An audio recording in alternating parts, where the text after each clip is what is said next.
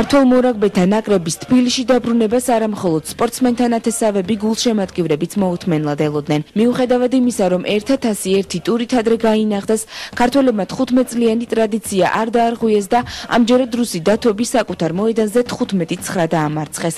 აეროპორტის შენობაში სპორტსმენებს ქომაგებმა პატარა ზეიმი მოუწყვეს.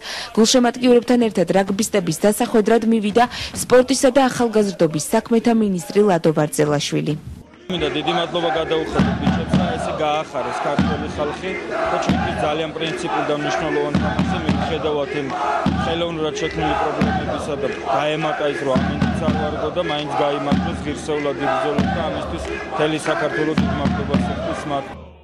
ფსიქოლოგიური ზეწოლა რუსეთის უწყებების მხრიდან მატჩის ტრანსლირებაზე უარის თქმა. ქართველი ჟურნალისტებისა და რამდენიმე მორაგბისტვის სოჭის აეროპორტში ხელოვნური ბარიერების შექმნა. რუსებმა ყველაფერი გააკეთეს, რათა საქართველოს ნაკრების გამარჯვებისთვის ხელი შეეშალათ. 60-იანი წლების მსგავსად მთელი საქართველო რადიო რეპორტაჟის იმედად იყო დარჩენილი. თუმცა არც რაგბისტების ოჯახის წევრებს და არც სხვა გულშემატკივრებს ქართველების გამარჯვებაში ეჭვი არ ებარებოდათ.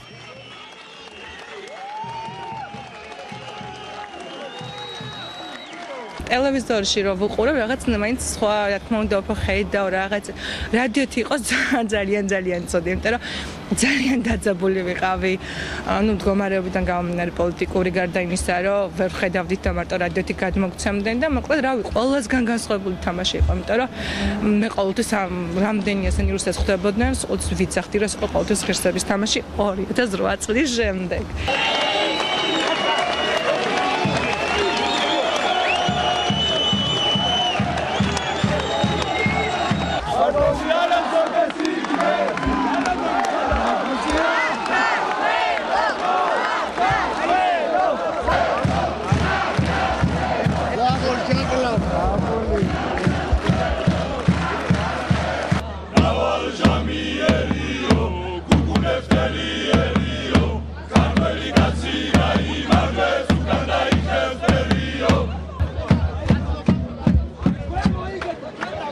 იმდენი გულშემატკივარი, იმდენი ქართველი მოვიდა და ისე გულით გულშემატკივრეს რომ რა ვიცი, აი მართლა ძალიან ემოციებში ვარ რა.